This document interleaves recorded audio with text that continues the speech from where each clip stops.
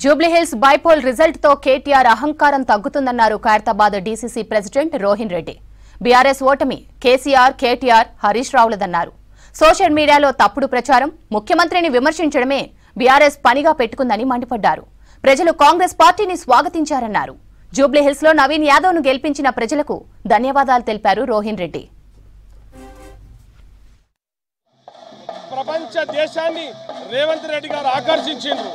Miss world చేస్తే దాని మీద విమర్శలే, ఫారెన్ టూర్లకు పోయి పెట్టుబడులు తీసుకొస్తే దాని మీద విమర్శలే, మూసి ప్రక్షాళన చేస్తే దాని మీద విమర్శలే. వీళ్ళు విమర్శలకు తప్పించి ఒక కన్స్ట్రక్టివ్ అపోజిషన్ లేక ఏ రోజు కూడా బిహేవ్ చేయలేదు. ఈ రోజు ఈ ఎలక్షన్స్ తోటైనా కానీ కేటీఆర్ కి అహంకారం, పొగరు అన్ని తగ్గుతాయని నేను ఆశిస్తున్నా. మీకు ఒక విషయం చెప్తున్నాను, ఈ ఎలక్షన్లలో మీరు మీడియా సోదరులు ప్రతి ఒక్కరు కూడా క్షేత్రస్థాయిలో ఉన్నారు. ఎక్కడైనా కానీ కాంగ్రెస్ పార్టీ అధికార దుర్వినియోగం చేసిందా? ముఖ్యమంత్రి లాంటి నాయకుడే వచ్చి ప్రజల దగ్గరకు వచ్చి ఓట్లు అడిగాడు.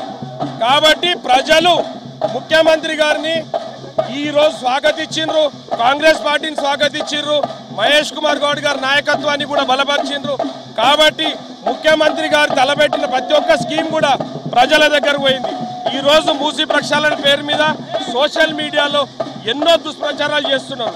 దాంతో ఈరోజు ప్రతి ఒక్కరికి అర్థం కావాల్సింది ఏంటంటే రాష్ట్ర ప్రజలందరికీ కూడా రేవంత్ రెడ్డి గారి పరిపాలన కావాలని కోరుకుంటున్నారు.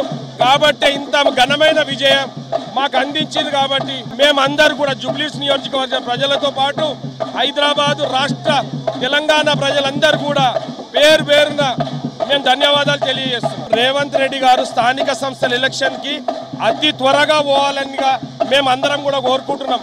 ఎందుకంటే మీరు చూస్తున్నారు, బీఆర్ఎస్ పార్టీకి పార్లమెంట్లో 0 ఇచ్చిండ్రు, తర్వాత జూబ్లీహిల్స్ ఎలక్షన్లో 0 ఇచ్చిండ్రు, రానున్న స్థానిక సంస్థల ఎలక్షన్లో కూడా 0 ఇవ్వబోతున్నారు.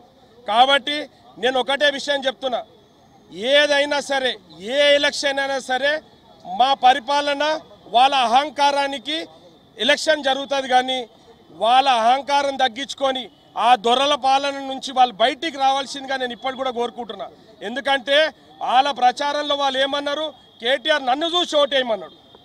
అభ్యర్థిని చూసి కాదు, నన్ను చూసి ఓటేయండి, కేసీఆర్ని చూసి ఓటేయమన్నాడు. ఈ ఓటమి కేసీఆర్, కేటీఆర్ది, బీఆర్ఎస్ పార్టీది, హరీష్ రావుది. కాబట్టి రాష్ట్ర ప్రజలందరూ కూడా మరొకసారి మీరు రేవంత్ రెడ్డి గారి పరిపాలనకు మీరు ఓటేసినందుకు మీకు అందరు కూడా కృతజ్ఞతలు, ధన్యవాదాలు తెలియజేస్తున్నారు.